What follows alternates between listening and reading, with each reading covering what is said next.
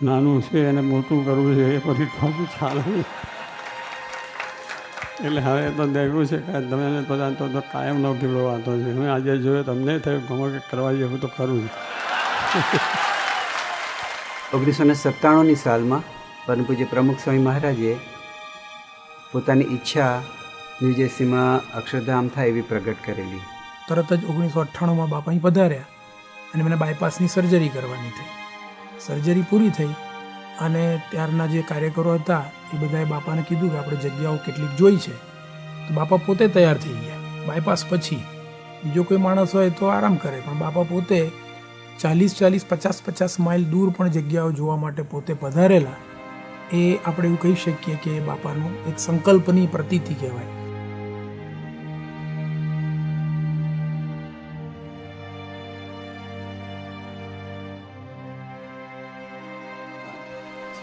तो इसी तरह से दर ठिकाने मंदिरों और देश प्रदेश में भी हुआ है और हो रहा है कि जैसे अक्षरधाम यहाँ बन गए ऐसे ही प्रदेश में भी एक बनाने की इच्छा की है.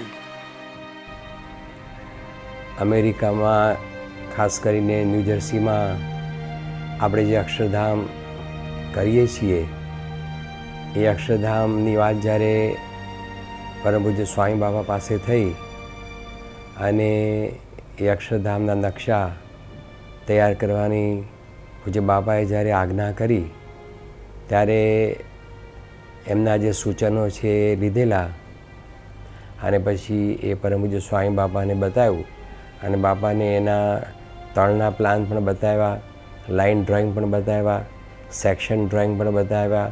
ત્યાર પછી એના જે બધા 3D ફોટાઓ હતા એ બધું પણ બતાવ્યું. બધું એમને સારી રીતે જોયું અને એમને પોતે કહ્યું કે ના બરાબર છે. અમારી એક મિટિંગમાં બાપાએ દેશની અંદર બધા પૂજ્ય સંતોની હાજરીમાં મિટિંગ થઈ પ્રોજેક્ટ માટે અવારનવાર જ્યારે મળતા ત્યારે બાપા એક વાક્ય બોલેલા. ઘણું બધું બોલ્યા હતા પણ બાપા એક વાક્ય અત્યારે મને યાદ આવે છે. બાપા એવું બોલેલા કે અમેરિકાના અક્ષરધામથી આખા બ્રહ્માંડમાં ડંકો વાગશે.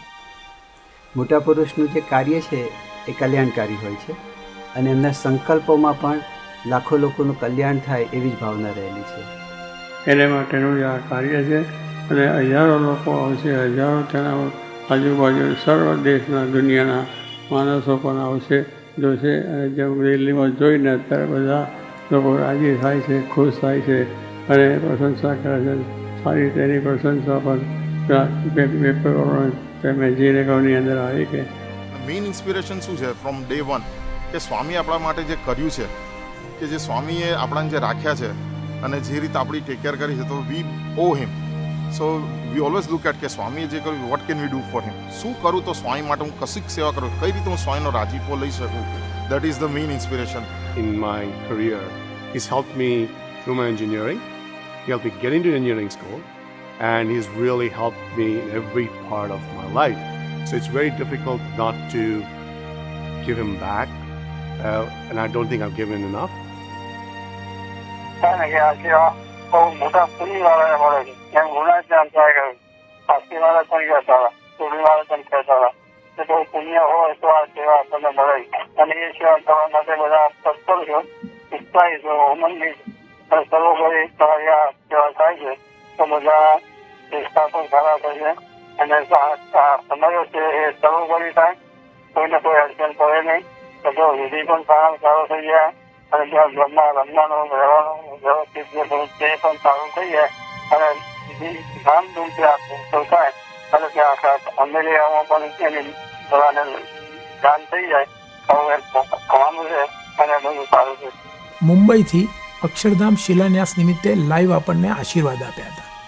એ આશીર્વાદ આપણે બધા સ્મૃતિ કરીએ તો એની અંદર બાપા એવું બોલ્યા હતા કે તમે બધા સંપ સુરતભાવ એકતા રાખી અને આ સેવા કરો છો તો આ સેવા જે કરો છો એ બહુ સારી થઈ છે અને આગળ જતાં પણ ખૂબ સારી થશે. જય જય બહુ ઉત્સવની અંદર તો બહુ તમારો અત્યારે ઉત્સાહ એટલો બધો દેખાય છે કે મંદિરની કોઈ કામમાં વધુ આવશે નહીં અને સારી રીતે વહેલી તકે પૂરું થઈ પણ જશે અને આર્થિક રીતે પણ કોઈ વાંધો ના આવે અને માનસિકના માણસને કોઈ અડચણ આવે નહીં. કાયદા કાનૂનની અડચણ આવે નહીં અને સામેરું કામ થશે. અને આપણું નિષ્ઠા છે, સમજણ છે, એ બધાની જોઈને ખૂબ આનંદ થયો છે કે આજે આવા શહેરના બધા વ્યવસાયિક કામ કરનારા અમેરિકામાં તો કોઈ નવરા હોય જ નહીં, પણ છતાં એ બધો સમય કાઢીને પણ આ ધામમાં કામમાં જોડાયા છો. અને તે પછી ધને મને ને ધને બધી રીતે એટલે એક બહુ કઠણ છે. આજે ધન અહીંથી કાળજું તૂટવા જેવું છે, પણ એમાં તમારે લોકોએ છૂટ રાખી છે કે જે બધા સેવા થાય છે ને આવી સેવા થશે અને મંદિરે પણ જલ્દી પૂરું થશે. પણ મારે જો બી મારે કંઈ સમ સુરસદભાવને એકતા કે આપણે આ બધું કાર્ય ઉપાડ્યું છે એમાં સમ સુરસદભાવને એકતા એ 3 બરોબર હોય તો બધું કામ કરવાનું કોઈ કઠણ પડે નહીં. હરિભક્તો બધા તમામ છે નોર્થ અમેરિકાના, બધાની પ્રાર્થના એ પણ બાપાએ સાંભળી અને એ બધાના સંકલ્પો પૂર્ણ કરવા માટે અને એમની પોતાની પણ ઈચ્છા ને એટલા માટે સ્વામીશ્રી પોતે તત્પર થઈ ગયા અને કૃપા કરીને એમની તબિયત પણ અત્યારે સારી કરી અને પોતે પધારવાની તૈયારી કરી રહ્યા છે. કેમ કે મારા બાપાના દર્શન થયા નથી એટલે એટ અ સેકન્ડ હું મારી જોબ પર ડેસ્ક પર કામ કરતો હતો અને તરત જ ફોન લઈ દોડ્યો બહાર પાર્કિંગમાં, એટલું દોડ્યો અને ત્યાં બાજુમાં એક ગાર્ડન જેવું હતું એમાં આમ કૂદીને આવડવા માંડ્યો હતો. I didn't know what to do with myself. I was just completely in shock and just sitting at my desk, not doing any work, and just had a big smile on my face. I froze. Like just now, I have nothing to say. Like it was like no way. I remember it was on a group meet, and someone had posted that, Swami, can you confirm this? Is Bapa really coming?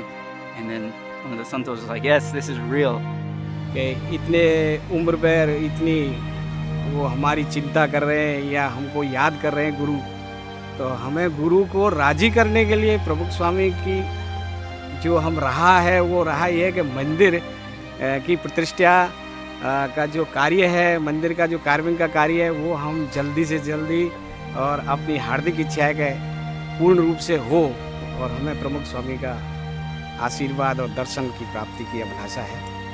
કે આ project એકલો જ નહીં, એમના માટે અક્ષર પુરુષોત્તમની વાત, એનો સિદ્ધાંત, એનું પ્રવર્તન એ નાનામાં નાના બાળકથી માંડી અને મોટી વ્યક્તિ, નાનામાં નાના પ્રોજેક્ટથી માંડીને ગામડાના એક મંદિરથી માંડી અને અમેરિકાનો અક્ષરધામ, એમના માટે બધી જ વસ્તુ એટલી જ અગત્યની છે જેટલી આપણને ખાલી એક અક્ષરધામની અથવા તો કોઈ એક શિખરબદ્ધ મંદિરની લાગતી હોય. બલિદાનો અમે દઈશું, અમે યજ્ઞ આરંભ્યો, બલિદાનો અમે દઈશું. અમારા અક્ષર પુરુષોત્તમ ગુણાતીત જ્ઞાનને ગઈશું. અમારા અક્ષર પુરુષોત્તમ ગુણાતીત જ્ઞાનને ગઈશું. અમે સૌ સ્વામીના વાડા